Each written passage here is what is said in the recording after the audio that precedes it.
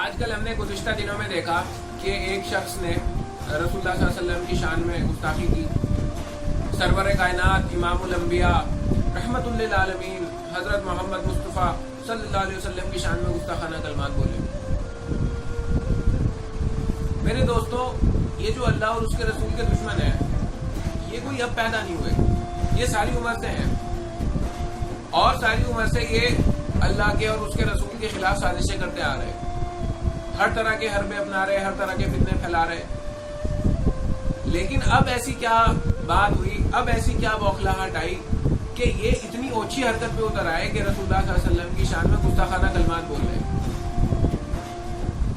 یہ رسول اللہ صلی اللہ علیہ وسلم سے اتنے چڑھتے کیوں ہیں؟ اور ان کی یہ جو چڑ ہے، یہ جو حسد ہے، دن پہ دن بڑھتی کیوں جا رہی؟ اس ویڈیو میں آج ہم ان سب باتوں کا جواب ڈھونڈنے کی کوشش کریں گے انشاءاللہ تعالی.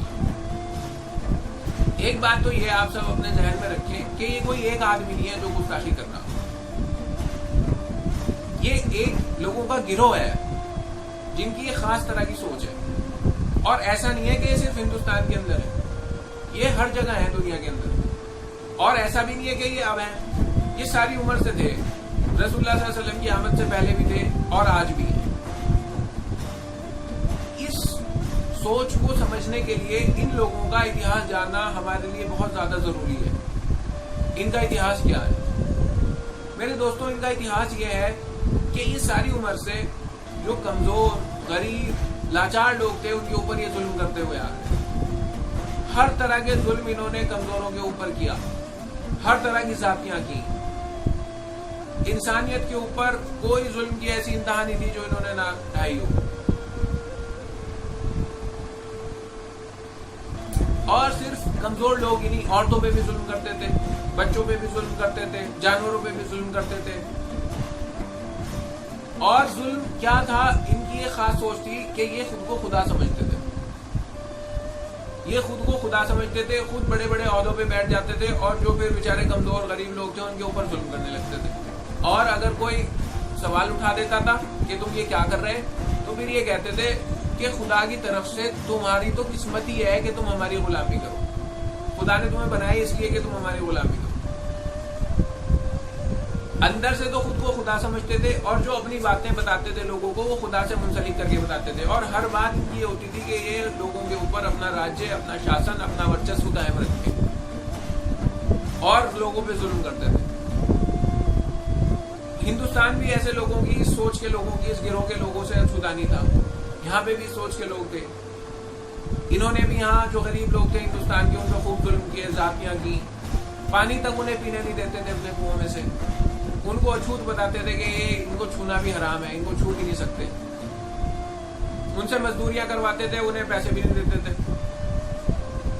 اور تو اور ہندوستان کے کچھ حصوں میں انہوں نے جو ان غریب لوگوں کی عورتیں تھیں ان پہ اتنا ظلم کیا کہ ان کے اوپر چھاتیاں ڈھانپنے کے لیے بھی ٹیکس لگا دیا. اسے مولاکرن کہتے تھے کہ اگر کسی غریب کی عورت کو اپنی چھاتی ڈھانپنی ہے تو اسے ٹیکس دینا پڑے گا، اور اگر وہ ٹیکس نہ دے پائے تو چھاتی ڈھانپنے کا حکم نہیں تھا. ہم نے دیکھا کچھ دہائیوں پہلے تک بھی جس کا عورت کا کوئی پتی مر جاتا تھا یہ اسے بھی جلا دیتے تھے. بڑے بڑے سود لے کے لوگوں کو پیسے دے کے بیاج پہ ان کو ساری عمر اپنا غلام بناتے تھے، پھر اس کے بچے کو غلام، پھر اس کے بچے کو غلام. لہٰذا یہ کہ یہ اپنے آپ کو خدا سمجھتے تھے، اور انہوں نے ہر طرح کے ظلم لوگوں پر کیے. یہ چند مٹھی بھر لوگ ساری دنیا کے اندر ساری دنیا کی پاپولیشن کو، ساری دنیا کی آبادی کو غلام بنا کے بیٹھے تھے. لیکن پھر ایک مارکا ایسا ہوا کہ جس سے ان کے سنہاسن ہل گئے، جن سے ان کی سلطنتیں ہل گئیں. وہ مارکا کیا ہے؟ وہ مارکا تھا رسول اللہ صلی اللہ علیہ وسلم کی دنیا میں آمد کا. رسول اللہ صلی اللہ علیہ وسلم کی دنیا میں آمد کے بعد ان لوگوں کے تخت الٹ گئے، سنہاسن ڈول گئے. ہزاروں سال کا جو انہوں نے سامراجیہ بنا رکھا تھا وہ چکنا چور ہو کے رہ گیا. رسول اللہ صلی اللہ علیہ وسلم نے دنیا میں آ کے لوگوں کو بتایا کہ اے لوگوں، خدا ایک ہے. اور یہ جو لوگ خود کو خدا سمجھ کے بیٹھے، نہ تو یہ خدا ہے اور نہ ان کے پاس خدا کا کوئی پیغام ہے. یہ سراسر ڈھونگی لوگ ہیں. رسول اللہ صلی اللہ علیہ وسلم نے لوگوں کو لوگوں کی غلامی میں سے نکال کر خدا کی غلامی میں داخل کیا.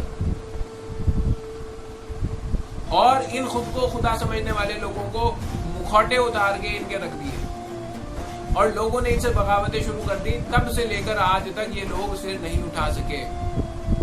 رسول اللہ صلی اللہ علیہ وسلم سارے عالم کے لیے رحمت بن کے آئے. انہوں نے فرمایا، حکم دیا کہ مزدور کی مزدوری اس کا پسینہ سوکھنے سے پہلے دے دو. جو بیاج کا سسٹم ہے اسے ختم کر دیا کہ بیاج لینا بھی منع، بیاج دینا بھی منع. عورتوں کو ان کے باپ کی، ان کے شوہروں کی پراپرٹی میں سے حصے دلوائے. جو لوگ پہلے عورتوں کو برا سمجھتے تھے، چھوٹے بچوں کو زندہ گاڑ دیتے تھے، عورتوں کو اللہ کی رحمت بتایا، بیٹیوں کو اللہ کی رحمت بتایا، ماں کے پیروں کے نیچے جنت بتایا. آپ نے فرمایا کہ سب انسان آدم اور حوا کی اولاد ہے، نہ کوئی گورا کسی کالے سے بہتر ہے، نہ کوئی کالا کسی گورے سے بہتر ہے.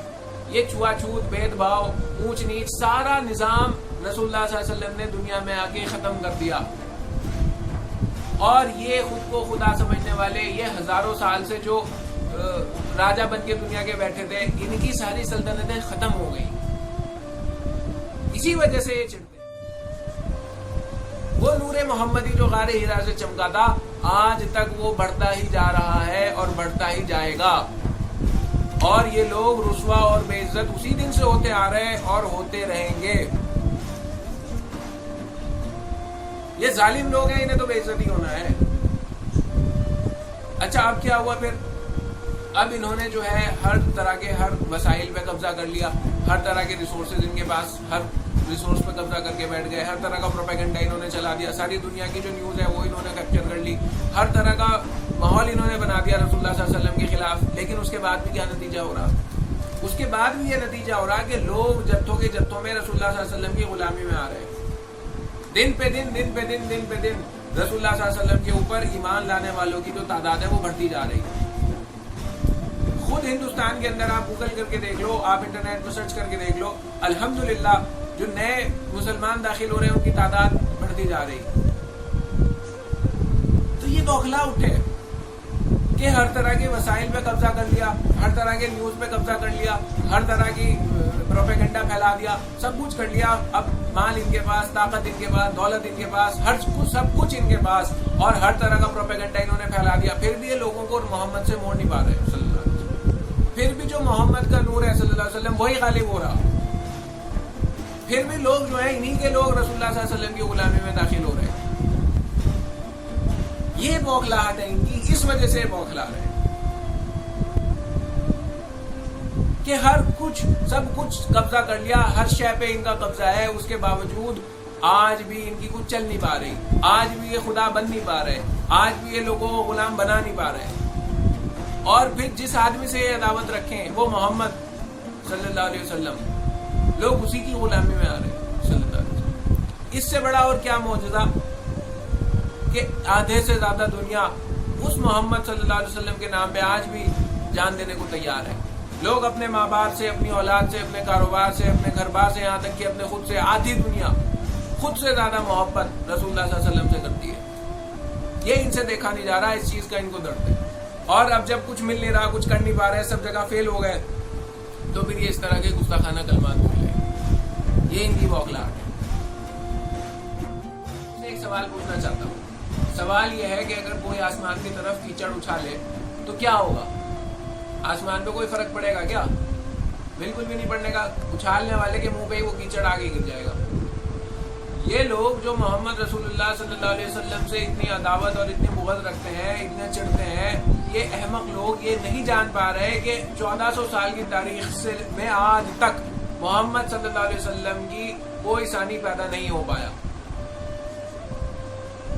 آپ رسول اللہ صلی اللہ علیہ وسلم کی شان اسی بات سے دیکھ لو کہ دنیا کے اندر ایک سے بڑا ایک حکیم آیا، ایک سے بڑا ایک فلسفی آیا، ایک سے بڑا ایک بادشاہ آیا، ایک سے بڑا ایک ترم خان، فلاں خان، ہر طرح کے لوگ آئے، لیکن کوئی کسی کو یاد رکھ رہا گیا. کوئی کھانا کس طرح کھاتا تھا کسی کو نہیں پتا، کوئی اٹھتا کیسے تھا، بیٹھتا کیسے تھا، چلتا کیسے تھا، کسی کی کوئی عادت، کوئی سنت دنیا کے اندر زندہ نہیں رہی. لیکن وہ شخص جس سے یہ لوگ چڑھتے ہیں وہ محمد صلی اللہ علیہ وسلم.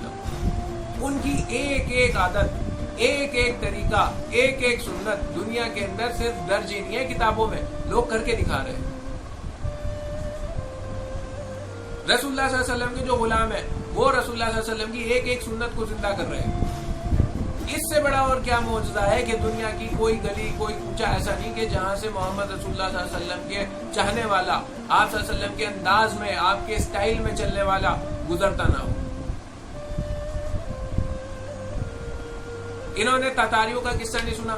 میں بتا دوں تاتاریوں کے بارے میں بہت سے لوگ نہیں جانتے ہوں گے. تاتار جو قوم تھی انہوں نے مسلمانوں کے کئی ملکوں کو ہرا دیا، بغداد پہ قبضہ کر لیا، لاکھوں مسلمانوں کو قتل کر دیا. لیکن شارٹ میں کر کے بتا رہا، آخر میں کیا ہوا؟ آخر میں وہ سارے تاتاری، چنگیز خان کی وہ اولاد جس نے مسلمانوں کو ختم کر کے رکھ دیا تھا، وہ سارے تاتاری ایمان لے آئے اور محمد کی غلامی میں آ گئے. سارے تاتاری جو ہیں وہ مسلمان ہو گئے اور محمد صلی اللہ علیہ وسلم کی غلامی میں آ گئے. یہ ان سے مقابلہ کیسے کر لیں گے؟ نہیں کر سکتے، نہیں کر سکتے، نہیں کر سکتے. ہے آیا یورش تاتار کے فسانے سے، باز ماہ مل گئے کعبے کو صنم خانے سے. اقبال نے اس واقعے پہ یہ بات کہی. ان لوگوں کو چاہیے کہ محمد رسول اللہ صلی اللہ علیہ وسلم کے بارے میں صحیح سے پڑھیں، ان کے بارے میں جانیں اور ان سے اپنی حسد بغض ختم کر دیں. یہ جس ہستی سے مقابلہ کر رہے اس سے مقابلہ کبھی کر ہی نہیں پانے کے. ان کے ہاتھ شکست ہی لگنی ہے.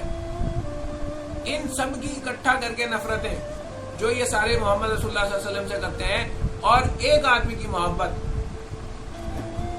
ان کی ساروں کی نفرتوں سے زیادہ ہے.